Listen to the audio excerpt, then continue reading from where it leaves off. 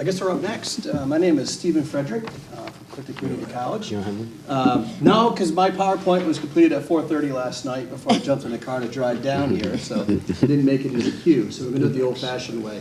I'm going to just quickly introduce you to Clinton County and Clinton Community College. I'll turn it over to my colleagues. So, in case you don't know, Clinton County is the farthest, most northern county in New York State. We border Lake Champlain to the east, Canada to the north, Franklin County to our west, and Essex County to our south. So I tell people when you hit Canada, you stop, you're in Clinton County.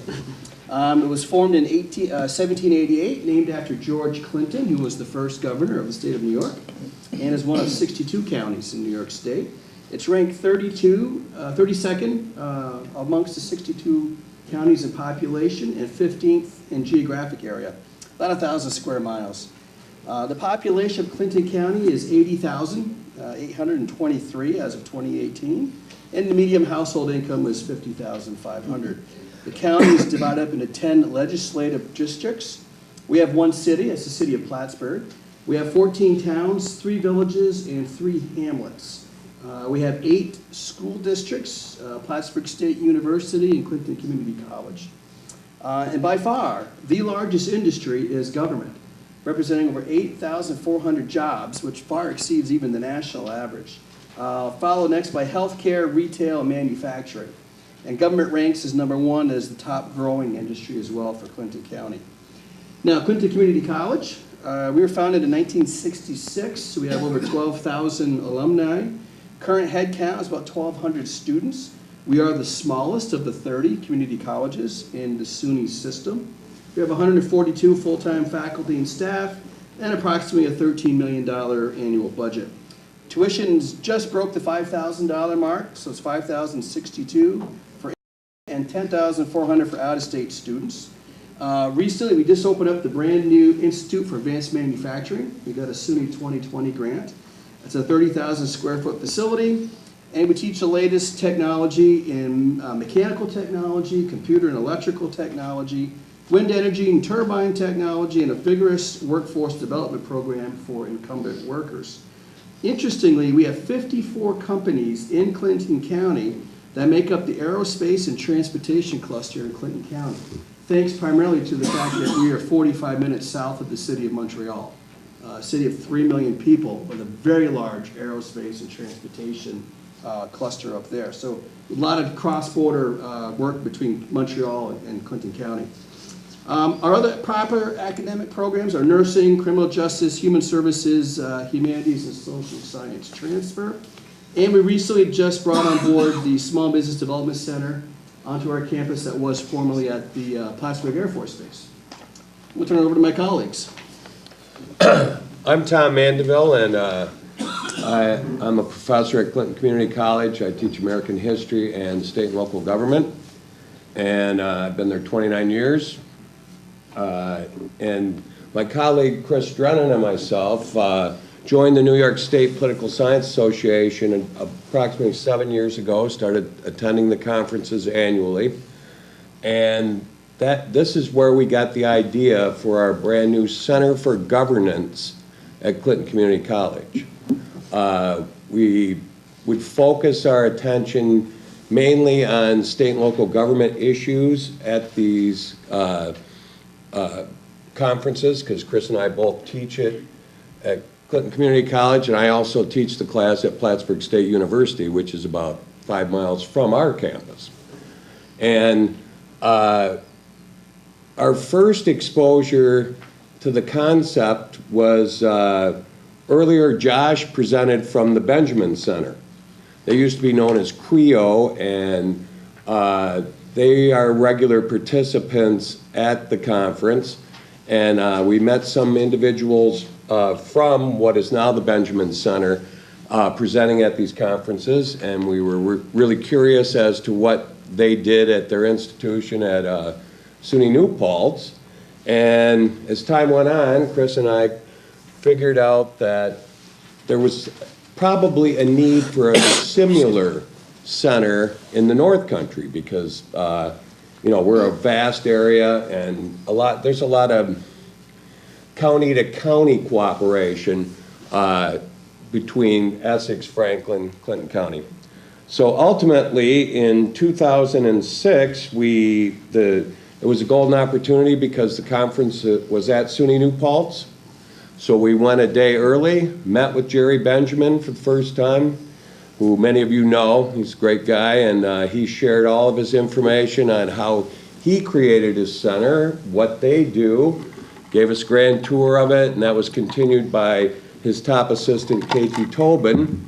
And then over the next course of a few days, we discussed it in further detail with Jerry and came back to Clinton, talked to Steve about it, our development director, and we last year formed a committee, an advisory committee of the three of us and former Assemblywoman Janet Dupre and current town supervisor in the town of Plattsburgh, the largest town in our county, Michael Cashman, who couldn't be with us today. And we finally decided we had to take action on this. The need was there, and especially Michael and Jan Dupre certainly thought so. So we kicked it off. This is our first year. And in October, we had our first event with Bob Freeman, the Freedom of Information guru, open meeting guru, and many of you probably know him. And it was well attended by the local community, especially by a lot of government officials. And that's how we kicked off our brand new center. We're still in a developmental phase. We got a lot of ideas today from this event. And we're looking forward to our second event of the year when we're going to have a focus on women in local politics with Jan Dupre, former Assemblywoman Teresa Sayward, and then some more local county legislators, President former, and a young lady who sits on the town board with Michael Cashman. So we're sort of here today to share our idea with all of you and gather information. So I'm going to turn it over to Chris Drennan, my colleague, and he'll tell you about what the future holds, we think. Well, I'm not going to go that far. So when we had our first official opening with Bob Freeman, we did do a kind of survey. We wished to find out what the people attending this conference would like to see in a center for governance. As you're probably all aware, sometimes these surveys, you don't quite get the response that you're looking at, you know, in terms of feedback numbers. But I did learn from Joshua today that if we had offered them soda and water and then let them know that if they hadn't filled out the survey, they wouldn't receive the antidote for the poison that was in the survey, then we might have had a better response. However, we have a sort of general idea that this center should be engaged in areas of education, communication, and research. And we did get some responses with regards to education. There was considerable interest in ethics in local government. And also, interestingly enough, archival undertakings, which today was very useful, listening to the speaker on archives. In the communication area, certainly speaker series, we've had one, and we're going to be having the other one, the next one coming up in April with Women in Politics. That seems to also be quite a popular undertaking. One of the things we're kind of faced with is, as Steve sort of said, we're way up the top of the state. We don't get the opportunity very often to come down to Albany or down to the city and rub shoulders with members of local government and so on. And as a consequence of this, we're sort of isolated in terms of how local town supervisors, members of the legislature, county legislature, they aren't really in the loop to a large extent as to what might be transpiring in local government. So part of the center for Governance would be to try to bring what developments are happening downstate up to the North Country. One of the ways of doing this is sort of what's happening at the moment is many of these towns will send their members down to Albany for training. You know, this type of training, that type of training. Even now to be on on a school board, you need training today. So we thought, well, maybe the way to go on this would be simply to bring the trainers up to the North Country and save maybe 5 or 6 school districts from having to send all their members down. And so we could generate some revenue through that area. We also are looking in terms of this Center for Government, a certain amount of research undertaking, particularly demographic research. It is an area which population-wise is losing, not dramatically, but it is certainly losing population.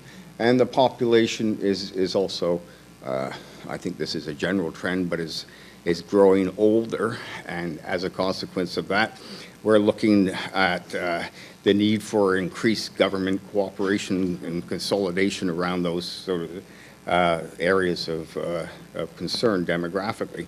So there really are 3 areas we're focusing on here. We're looking at education training, we're looking at communication, trying to engage the community more with regards to their actual participation in government. It might be when Robert Freeman came up and spoke, it wasn't like it was an earth-shattering kind of moment when he informed the audience that there are things like open meeting laws and so forth. But for some of these supervisors, it was, oh, you mean we don't do this in the coffee shop? Because that is still how things are happening. And so a certain amount of transparency in government, communication, as I said, in the final area would be research for this new Center for Governance. So as my colleagues said, we're just starting this off. We certainly have acquired some useful insights from today. And that's about all I have to say. And next time, I promise you, I'll bring the antidote for the. Okay.